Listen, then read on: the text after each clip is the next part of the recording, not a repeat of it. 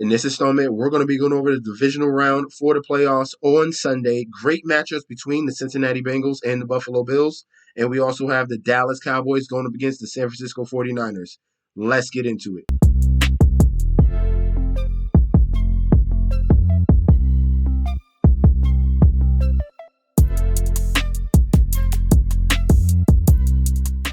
Hey, yo! Welcome back to the channel. It's your boy, Chef D, and I'm here to give you the winning ingredients for your Sunday divisional round slate for Draftkings. Like I said, huge matchups. We got the rematch between the Bengals and the Bills, and we have the Dallas Cowboys going up against the San Francisco 49ers. But before I deep dive into this crucial slate, don't forget to like, comment, and subscribe to the channel. Make sure you follow me on Instagram and Twitter at MetsTheJetsD. Don't forget about that TikTok at Chef_D91. And don't forget about the Patreon. We're getting back on track here. Yesterday's NBA came through fluidly. Only had one mistake. We would have swept. I put 5 picks. We would have swept if the Knicks came through, but they did not. Everything else was perfect. We had the Timberwolves. We had the Memphis Grizzlies, Charlotte Hornets. All those teams came through, and Atlanta Hawks. Okay, so sign up for the Patreon. All those links, if you want more DFS betting and fantasy football help, all those links will be provided down below. Let's start off at the QB position. We're going to start at the top with Josh Allen at 7,800 in salary, going up against the Cincinnati Bengals here. And in the previous matchup, obviously, it was a very limited game, so they did not get to finish. But as you can see, Josh Allen has been on a roll, 5 straight games in a row, over 20 fantasy points here. Let's take a quick look at Josh Allen's playoff history for Draftkings. As you can see, we got one blemish. Let's look at these columns here. 28, 41, 41.9, 27, 12, 35, and 27. So you get an idea of what Josh Allen's floor was. That 12-point performance was against the Baltimore Ravens. So we understand that defense there. Hey, this is the AFC North and the Bengals.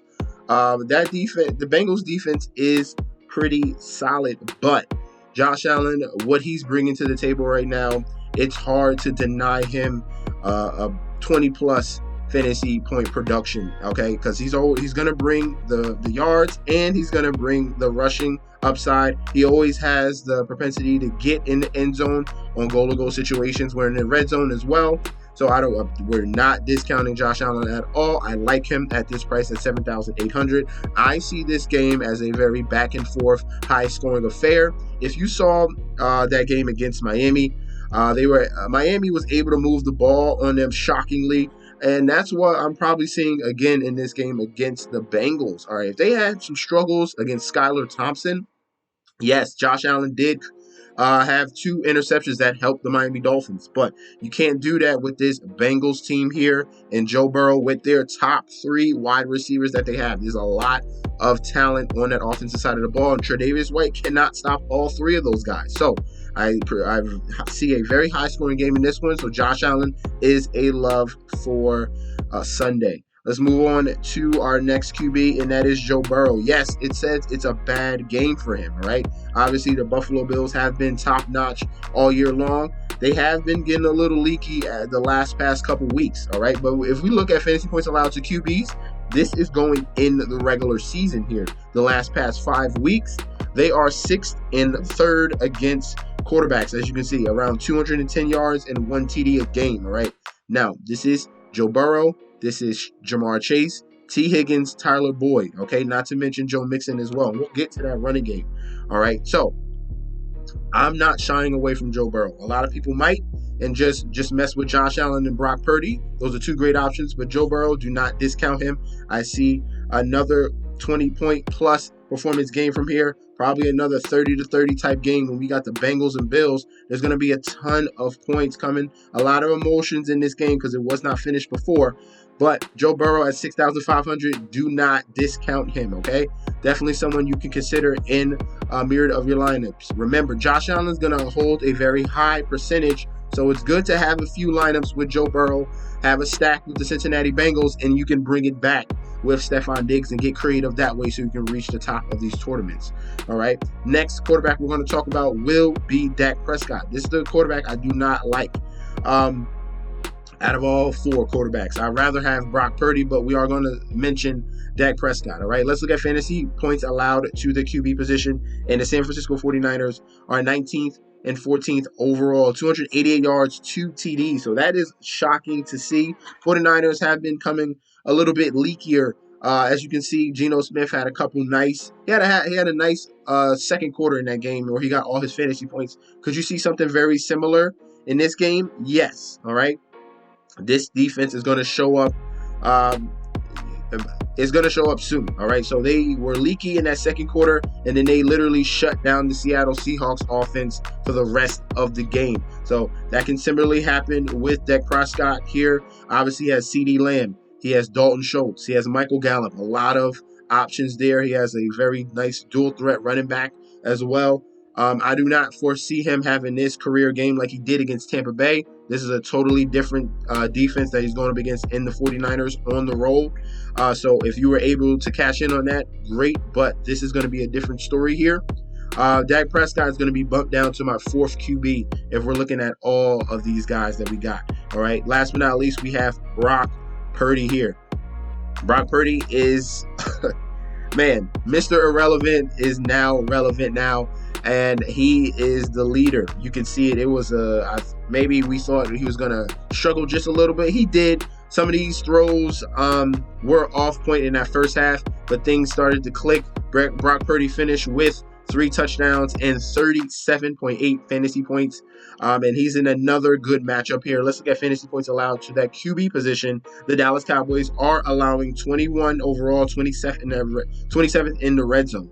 So about 270 yards and 2 TDs. Could we see another high-scoring game? Just looking at how these QBs, fantasy points allowed to QBs, are going for both of these teams, yes, we could. San Francisco is not going to be afraid to put the pedal to the metal and really run up the score. And Dallas Cowboys is going to have to keep up pace, all right? So we got a lot of talent on both sides of the ball for each offense. And I like Brock Purdy going up against this Cowboys defense that has been 21st and 27th overall in that red zone. So those are going to be key factors there. We'll see if they can get things going with that running game. We'll talk about that in that running back session. But I do like Brock Purdy. He's right next to Joe Burrow. And obviously, Josh Allen is going to be our number 1 guy. All right, let's move on. Next up, we have the running back position. And we're going to start off with Christian McCaffrey at $8,000 in salary. All right, now, in this game between Dallas and San Francisco, both of these defenses here against the run are top 10 in the league. So that's going to be the question mark in this game, right? Will talent prevail, or will what we've seen all season long continue to show? All right. Obviously, Dallas Cowboys did a very good job against the Buccaneers. They can't run the ball anyway, but we understand that Kyle Shanahan is a mastermind. He's going to utilize Christian McCaffrey. He's going to utilize Deebo Samuel as well. So you're going to see a volume from Christian McCaffrey. All right, you're going to see double-digit rushing attempts, and you're going to see him work in that receiving game. If things get stoned out rushing-wise, you can see him propel in the receiving game and obviously get in the end zone as well. All right, so Christian McCaffrey is still alike, but this is his worst matchup all season long. And if we're paying up for Burrow and Allen and Diggs and Chase, maybe this is the position that we look for value. All right, next person we're going to talk about will be Joe Mixon. This is where I want to talk about these running backs here in this game. I think the running backs in this game are in a better matchup here. More points in this one. The other game could be more defensive with Dallas and with the 49ers. Joe Mixon is going to be that bread and butter, all right? This is going to be the key for the Cincinnati Bengals for them to prevail, all right? Let's look at fantasy points allowed to that running back position. And these Buffalo Bills, according to the numbers, it says 11 and 14th in the red zone. But the key component here is 94.8 yards a game and 4.8 yards a carry, all right? So if they're going to still continue with Joe Mixon like a jackhammer, keep hammering him with the football, that's going to open things up for everyone else. And if they're letting 4.8 yards a carry, this is going to be a very good game for the Bengals and Joe Mixon. Last week, what was it? Raheem Mostert? No, I think he was out. Their backup running back got into the end zone as well. So this is a good spot here for the Bengals and Joe Mixon. I like him at $6,000 and $500 in salary. We're going to take Christian McCaffrey out. I'm going to go down to the next guy, Tony Pollard. Tony Pollard is the back that I want. He's the more explosive back out of Zeke and Tony Pollard.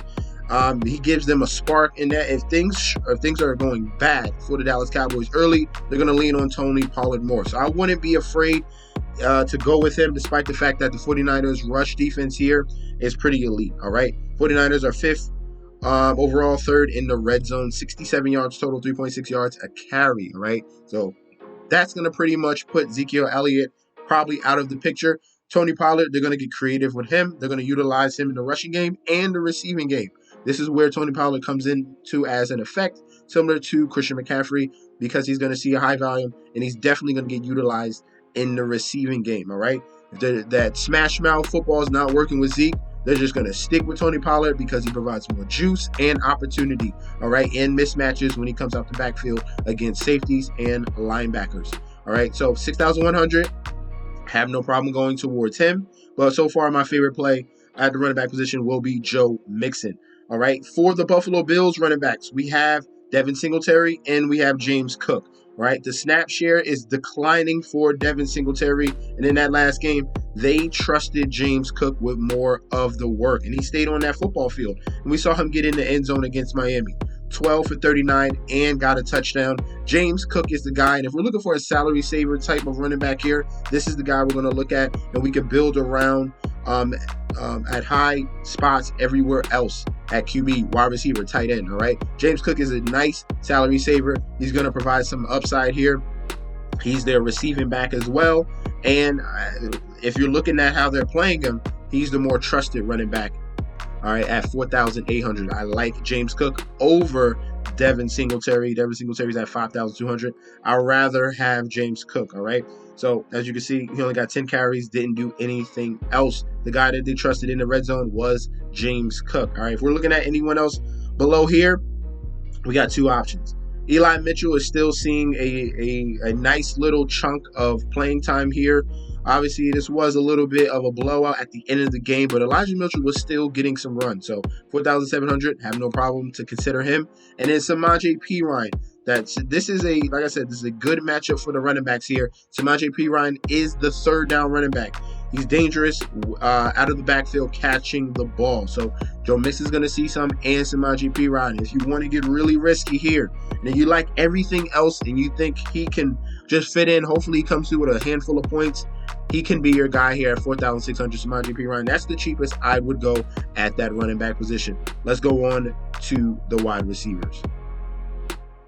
On to the wide receivers, and we're going to pair the quarterbacks with their wide receivers here, our favorite quarterbacks. So we're going to start at the top here with Josh Allen. That means Stephon Diggs. That means Gabe Davis. All right, we're going to look at their little core here. Diggs, shockingly, did not get in the end zone. All right, we were hoping for that. He was having a great game, over 20 fantasy points, and it looked like on a few occasions he could have got in, but stopped just short, 7 for 114. A great game from Stephon Diggs. We need him to get in the end zone to really have a game-breaking type of a week for him or on this slate. And if we're looking at fantasy points allowed to that wide receiver position, the Bengals are struggling here mightily. So we're going to go to this wide receiver position. Fantasy points allowed to wide receiver. And we're going to flip these rankings around. The Bengals are 28th. Overall, 28th in the red zone, about 181 yards a game, 1.2 TDs a game. So that should bode well. We're going to go back to the well with Stephon Diggs. He should be a definite in each and every one of your lineups. Do not shy away from him in this very small slate.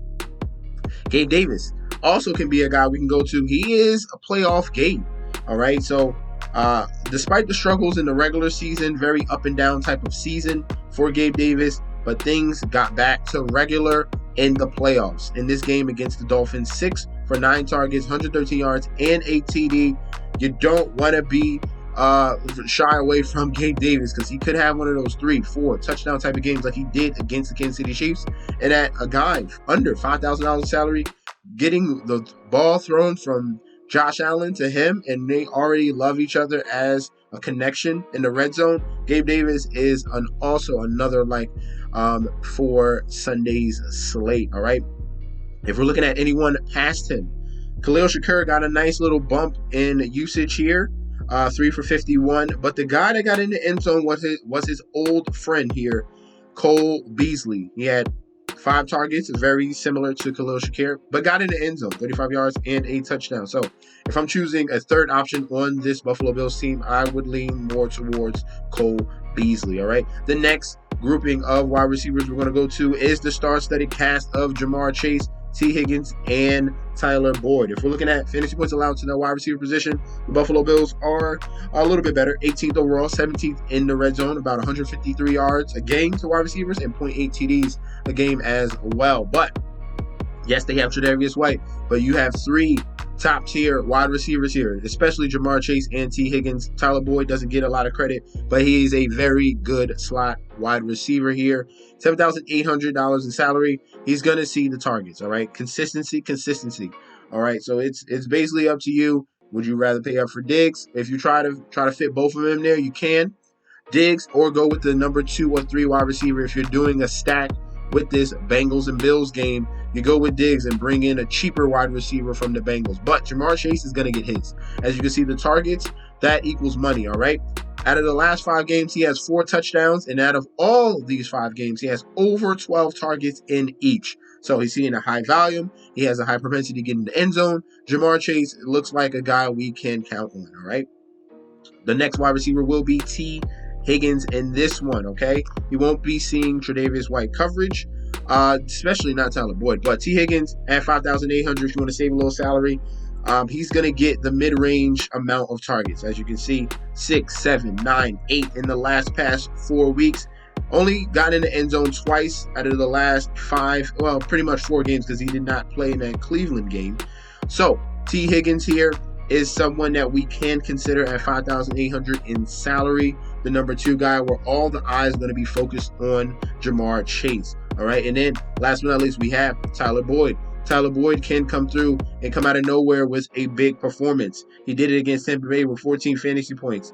Baltimore, he had 10 against KC, 12 against Cleveland, 32 against Atlanta, and he had 23 against the Jets. So out of nowhere, Tyler Boyd could come through with a big game depending on the scheme of the Buffalo Bills here. And then, like we're saying, we're saving salary here. He's going to see a nice handful of targets.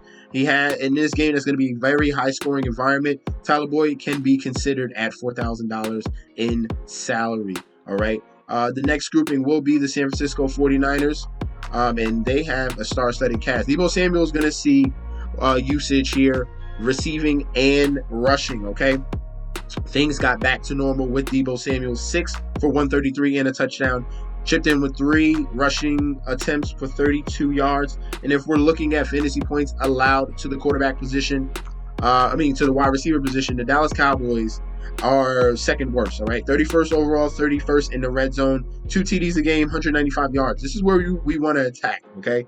We want Deebo Samuel. We want Brandon Ayuk. Both of these guys are in very good positions, and they're cheaper than their counterparts, all right? We don't got to pay up $7,700 for Diggs, and we don't got to pay up $7,600 for Jamar Chase. So if we can find a middle price here for the wide receivers, Deebo Samuel is going to get a nice usage and a very good game. Also chip in with rushing attempts as well. And Brandon Ayuk is also in a very good spot. Here came through with 10 fantasy points in that game against Seattle, right? I like both of these guys in a very, very good matchup here. 31st overall and 31st in the red zone against wide receivers. Brock Purdy is looking like a gem at $5,000 and $400 in salary. And then last but not least, we have the Dallas Cowboys. We understand that they kind of fall short when it really counts. So CeeDee Lamb is in an okay spot. He's in, technically numbers-wise, it's a good spot. If they're going to play from behind, we expect them to play catch-up, and that's why these numbers are like this, okay? Because this defense is so good. They get up big, and it forces the wide receivers to have better days when you look at the numbers at the end of the game because they have to catch up. So 29th overall, 26th in the red zone, 192 yards, and 1.6 TDs a game. So CeeDee Lamb is the number 1 guy here, and he's going to see a nice amount of targets. Got in the end zone back-to-back games the last 2 weeks, and out of the last 5 weeks, he's got in the end zone 4 times. So CeeDee Lamb is coming on strong in this season of his career. Hopefully he can put another great game together against the 49ers. He's going to have to deal with Ward. That's going to be pretty tough going up against him. So CeeDee Lamb, tough assignment. They do move him around a lot. So I'm not saying you have to shy away from him, but if he's gonna look for a target, it's gonna be CeeDee Lamb at 7,300. The guy that's right behind him will be Michael Gallup, still recovering from an injury. He's looking a little bit stronger as the year goes along. He finally got in the end zone against Tampa Bay, 5 for 46. That was a controversial call in their end zone with that touchdown catch, but it was confirmed. And Michael Gallup here at 3,800. If you're looking at someone that's going to get a handful of targets, has some upside, and which looks like a pretty decent matchup here, Michael Gallup could be your guy at 3,800. I don't want to go past anyone else. I don't want to play T.Y. Hilton or Noah Brown. You don't need to go that far. Let's move on to the tight ends. At the tight end spot, we're going to start at the top with George Kittle, $5,700 in salary. The stretch of games has finally come to an end. Against Seattle, he only had 2 for 37. Before that, he was insane. The connection between Brock Purdy and Kittle was none like any other. As you can see, in that 4-game stretch, he had 7 touchdowns. George Kittle went absolutely crazy between him and Brock Purdy. Everyone hopped on the bandwagon, and then he struggled against Seattle, which technically was another good matchup. So, do we go back to the well right here? If we're looking at fantasy points allowed to the tight end position here, these Dallas Cowboys are 5th in the league, okay? 5th overall, 1st in the red zone. They have not allowed a touchdown in that stretch of 5 games to that tight end position. They've been pretty stout. So, could you consider him? Yes, because they have a great connection between Kittle and Brock Purdy. But it depends on how much salary you have left. It is a little bit of a pricey tag here if we're paying up at wide receivers and quarterback to afford $5,700 George Kittle. So, are there any other options on this slate at the tight end spot? Dalton Schultz comes in as the number 2 guy so far, and fantasy points allowed to that tight end position.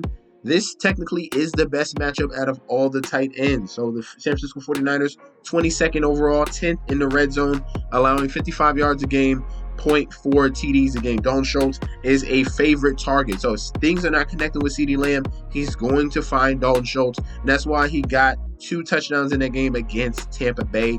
Coming back healthy, Dalton Schultz is looking like himself from the season prior. I love him the most out of all these tight ends on this Sunday slate at 4,200. Something that is going to be definitely affordable and has upside for 5 to 10 targets in this game. Love Dalton Schultz. All right. Next guy we're going to talk about will be Hayden Hurst here for the Cincinnati Bengals. And the Bills have been top-notch against tight ends, as we can see right here. The Buffalo Bills are number 1 in the league, okay? 1 overall, 3rd in the red zone, 4.5 catches, 21.5 yards a game to that tight end position. Hayden Hurst was utilized a handful of times. He's not going to have a big breakout game unless he gets in the end zone, and he hasn't gotten in the end zone for a pretty long time, ever since week 5. So, do we think that bucks the trend? It could if you're willing to take that risk, but he's going to be far behind Kittle and Schultz. I have him more of a 3 to 4 range in the tight end spot for this slate. All right. And then last but not least, we have Dawson Knox. Okay. Dawson Knox is always an X factor. He came through against Miami with another touchdown. And as you can see, the past 5 games he's played, he's gotten in the end zone. As you can see, touchdown Miami, touchdown New England, touchdown Chicago, Miami again, and the Jets. So Dawson Knox is someone that we can consider at his price at $3,800. A lot of eyes on Diggs and Gabe. Dawson Knox flies under the radar, has a good connection with Josh Allen. That's why he had so many touchdowns last season. And Dawson Knox here is someone that is going to be a value tight end for this slate. So thank you guys for tuning in. Don't forget to like, comment, and subscribe to the channel. And I'll be back with another video very soon. All right. Peace out, guys.